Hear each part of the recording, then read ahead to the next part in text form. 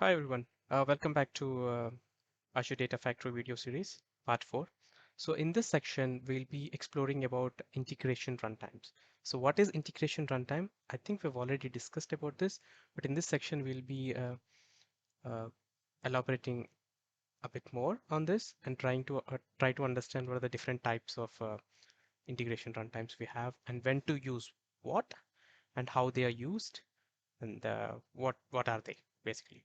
So let's start with the definition. Integration runtime is the compute infrastructure used by Azure Data Factory to provide various data integration capabilities across different network environments. Okay, so this is the main important thing which you need to remember when it comes to IR. Basically, this is the compute infrastructure which is used by ADF.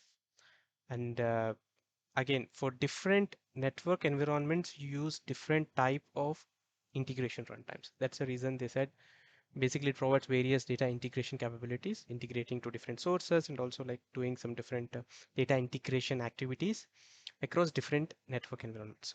So there are mainly three types of integration runtimes offered by Data Factory. So three types. It's a compute infrastructure, and there are three types of compute infrastructure integration runtimes when it comes to ADF. So let's try to see what are they. So we have three types, and the first one is Azure Integration Runtime. And then we have self-hosted integration runtime. And then we have Azure SSIS integration runtime. Let's try to see what is Azure integration runtime. So the definition here, so Azure integration runtime is the compute resource for Azure integration runtime. The compute resource for Azure integration runtime is fully managed holistically in Azure. Okay, maybe this definition is not that clear, but I think when we get into the diagram, I have a diagram, I have like a picture which basically explains it clearly. So what we need to understand here when it comes to Azure integration runtime is it is basically used between the Azure services. For example, if I wanted to copy or move some data from one of the Azure service, then I should pick Azure integration runtime. Okay, the example, if I wanted to copy something from Azure storage accounts, or if my source is one of the Azure service, storage service, it could be anything. It could be Azure database, it could be Azure storage accounts, or any kind of Azure storage services. If any of my source or destination or sink or any of my storage layer is an Azure service, then I use Azure integration runtime in my ADF. I hope this is very clear. Maybe the definition is not that clear, but it's a compute resource basically used for Azure services in a single line. Then we have self-hosted integration runtime. So a self-hosted integration runtime can run copy activities between a cloud data store and a data store in private network. Maybe this is a little bit complex, maybe the line, but to put it in simple terms, if there is any data movement activity or if there is any data transformation activity from your on-premise network to Azure cloud, let's say you have your SQL Server database on your on-premise data center and you wanted to copy that data to the Azure cloud. So in that case, in those scenarios, you use self-hosted integration runtime. Not only that, for example, I'm not really sure if you know what is VNet, virtual networks, right? So basically virtual network is like a private network which we create within the Azure cloud and we host all the services there. For example, I have created my virtual network in the cloud and then that virtual network belongs to me. So it's not like a serverless or publicly managed service, but it is basically a virtual network where I have my virtual machines, where I can install all the databases within that, or maybe my custom software or application within that. And I maintain that virtual network, right? And if you wanted to communicate between your virtual network and the Azure native service, so what is the example of Azure native service? Azure storage account, because that's serverless, completely managed by Azure. It's a public service, and then Azure SQL database. So you also have like a managed SQL database and you also have like a normal Azure database, right? So whenever you wanted to copy data from your private network, that's the reason it says a private network, which is within your virtual network to the Azure service, then you use self-hosted. So basically it is used for two reasons, one from your on-premise and also from your virtual network to communicate with your Azure storage services. So whenever you have any data movement activities using Azure Data Factory, you use this one. And then the last one is Azure SSIS integration runtime. So basically this is used for your on-premise SSIS packages. So before ADF on-premise, we also have a tool called SQL Server Integration Runtime. It's an on-premise ETL tool from Microsoft. So they used to use this as an ETL tool to do all their data transformation activities. Let's say you are already using your already using SSIS as your ETL tool for your on-premise data transformation or for your business intelligence, right? And now you are migrating towards cloud. And if you wanted to execute your SSIS packages, so basically when you create your SSIS ETL transformation, it creates a package. And if you wanted to execute this package in the cloud, then you set up Azure SSIS integration runtime. Basically, this runtime, it executes your SSIS packages. Basically, it's a lift and shift of your SSIS from your on-premise setup to the Azure cloud setup. So these are the main three types of integration runtimes we have. So the important key takeaway from this section or from this slide is what are the three different types and when to use what, right? For Azure services, use Azure integration. From on-premise or virtual network, use self-hosted. And if you have your SSIS packages, then you use Azure SSIS integration runtime. Okay, so I have an image, but I think before going to the image, let's try to look it into the portal, and then we can come back to this image so that we get a better understanding. So we have Azure Data Factory instance, which we've created in our part 2, I think in part 3 as well. So let's try to explore from here. And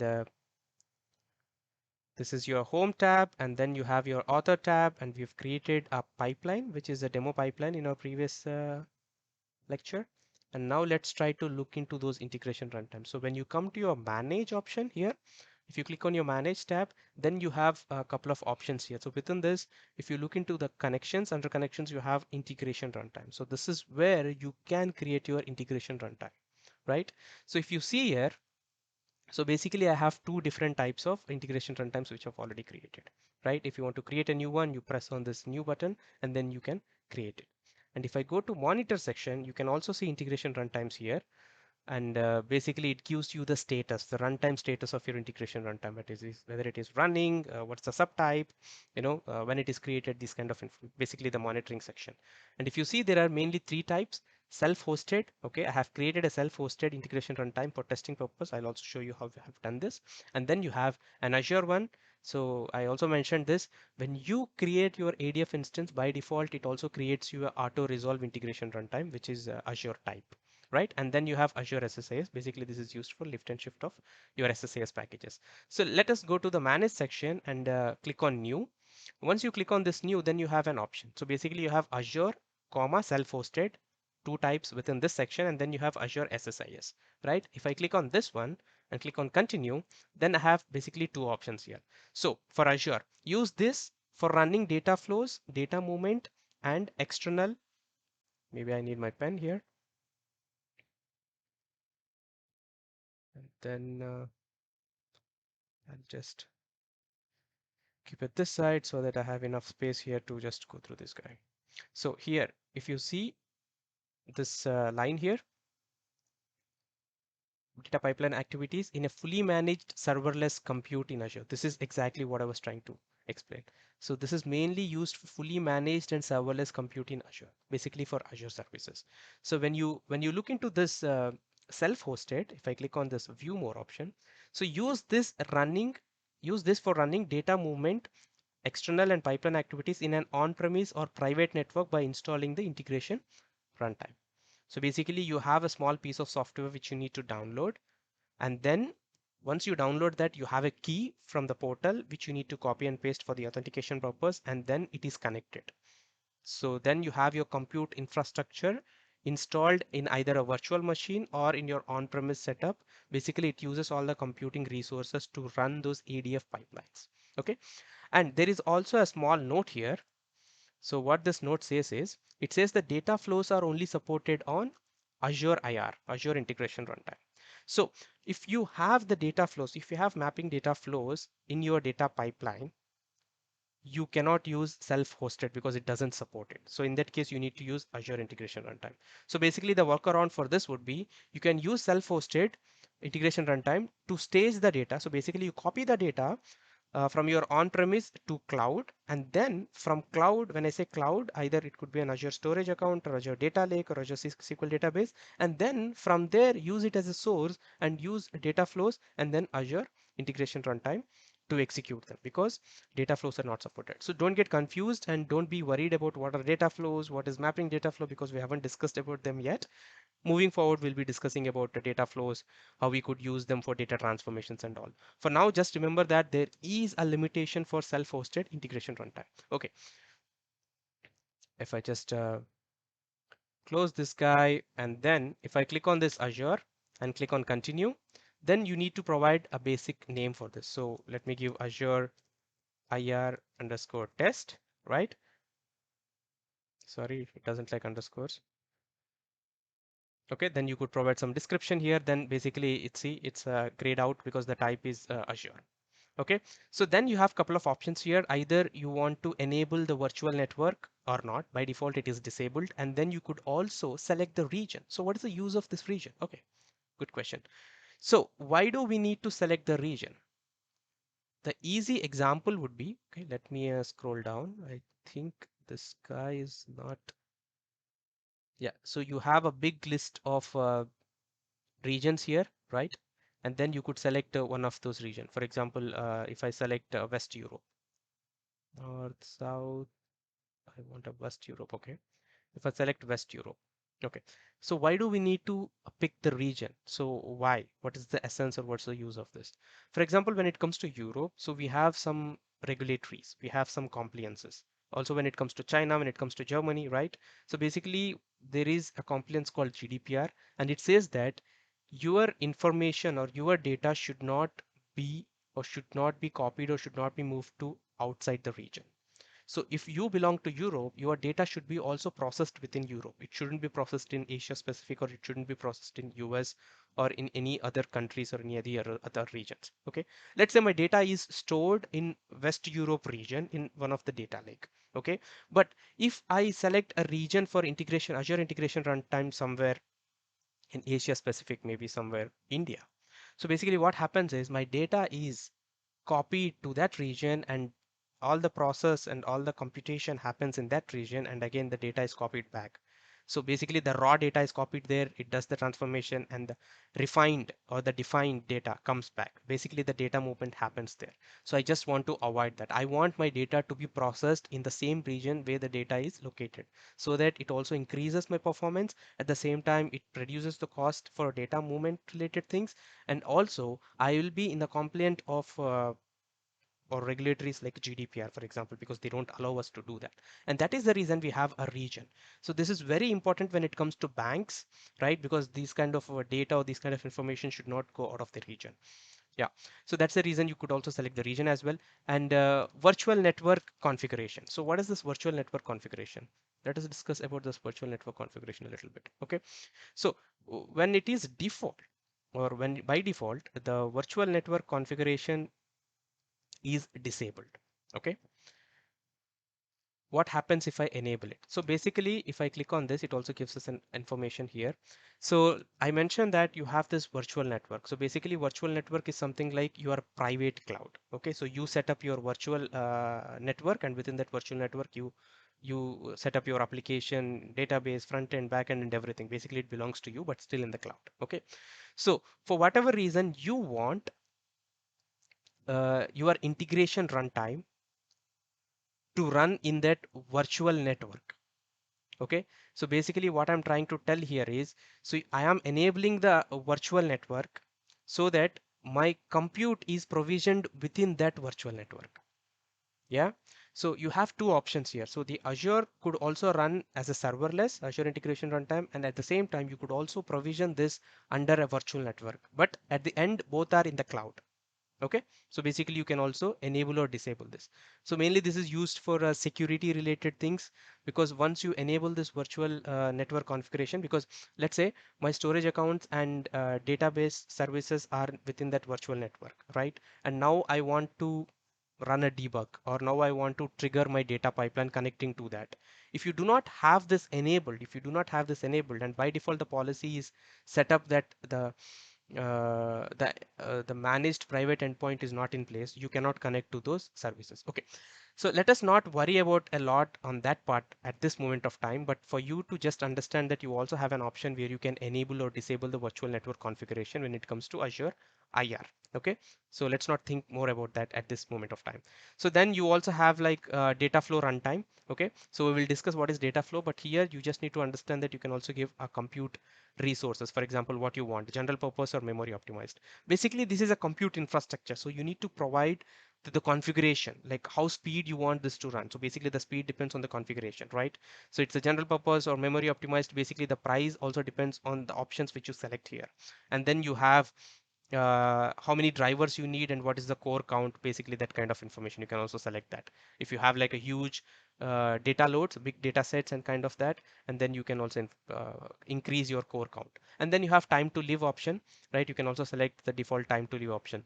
Basically we will look into the debug data flow. So once you enable the debug data flow, and if you did not use it for more than 5 minutes, you are telling to the system just kill the data flow um, debug session, because if it is there then you're gonna charged for it even though if you're not using it. So that's the reason it is very important that you also set up the time to live option here, so for how long you wanted that.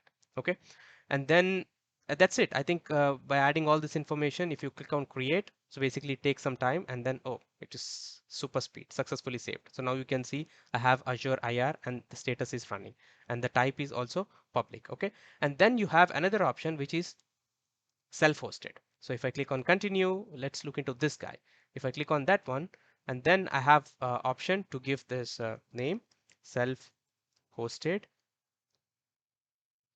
test 2, because I already have test 1. Then you can add something, and this is also grayed out. The type is self-hosted. Then I click on create.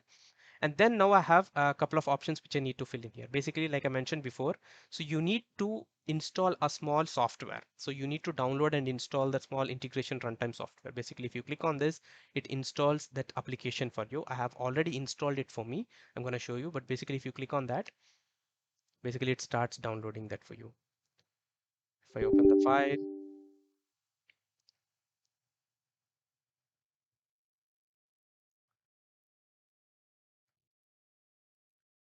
okay, downloads. See, basically it downloads a small application, and once you click on that, it basically installs it for you. But I already have that. And if I go and look at here, I have Microsoft Integration Runtime. Yeah, see, so once you install that software, basically it tries to connect and it tries to fetch these keys. By default, it also already fetches those. And if it didn't, you can just copy those keys and you can just paste them here. So self-hosted node is connected to the cloud service. So what does this mean? So my local computer is acting as a compute infrastructure, and I have installed the self-hosted software on my machine and I have authenticated using these keys. So now if I use this IR, it means whatever the transformation activities, for example, if I wanted to copy some data, so I am saying that use my compute infrastructure, use my compute process. So for example, if my local computer is like 16 GB memory and for example i5 processor or i7 processor, basically it's trying to use that processing power or process to do those copy related activities. Okay, so basically if you see the data factory I've connected is to data bag data factory 2. This is the instance, and this is information related. This is the integration runtime, and this is the node which is my local computer basically. Yeah, and yeah, so that's how you set up integration runtime. And I'll just close this one. And then you have another one which is Azure SSIS. We are not going to see how to do this. Basically you need to have that SSIS package, but unfortunately I do not have it. So basically once you have that package, so you just try to click on continue, and then you need to provide that kind of information there, and then once it is there you could just use that. But when it comes to real case practical scenarios, using Azure SSIS is it's very less. because it completely depends on the requirement. If you already have it, then yes. But basically, if you're building something from scratch and if you're just working on the cloud directly, then you basically use either Azure or self-hosted. But self-hosted is also very less based on my experience, because now everyone is completely moving to the cloud. So basically, it's a cloud. So either in the cloud, it is like auto resolve or managed virtual network Azure integration runtime. So basically these two types within the Azure services. Yeah.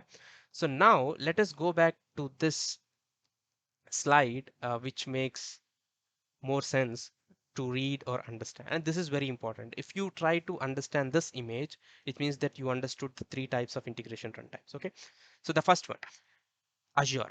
So when you wanted to copy or when you wanted to do some transformations within Azure services, then you use Azure integration runtime. Okay, this is one. So basically it is used for storage accounts, Azure SQL database, Azure Synapse. So whenever you have some copy activities or transformation activities where one of your source or destination is your Azure service, then use Azure integration runtime. So you have two types. One is auto resolve, where you do not have virtual network integration enabled, and the other one is you enable the virtual network integration. Okay, that's type one. Then the type two, whenever you wanted to copy the data from your on-premise system, right? Because this is your on-premise and you have also have a firewall, then you use self-hosted integration runtime. This is one. And also when you have a virtual network, which is again within the Azure, and then you have all the services running inside your virtual network, and then you wanted to do some transformations on top of that. In that case also you use self-hosted integration runtime. So these two types. And then whenever you have a lift and shift option of your on-premise SSAS packages, then you use Azure SSAS integration runtime in one of the virtual network. So basically these are the three different types of integration runtimes we have. And I hope it was clear, but don't worry if it isn't clear, because moving forward we'll be also trying to understand and use them in our different scenarios and different examples. Maybe then in that time it will be clear for you, but when it comes to interviews or when it comes to creating the integration runtimes, having this knowledge is really important. And I hope it was clear. And yeah, so I also hope that you enjoyed this session. So if you really liked it, or if you feel that you gained any information, any kind of knowledge by this lecture, I kindly request you to subscribe to the channel and like the video and share it with your network or with your friends, so that they also can, because our motto is keep learning and keep sharing, right? And thank you, and see you in the next session.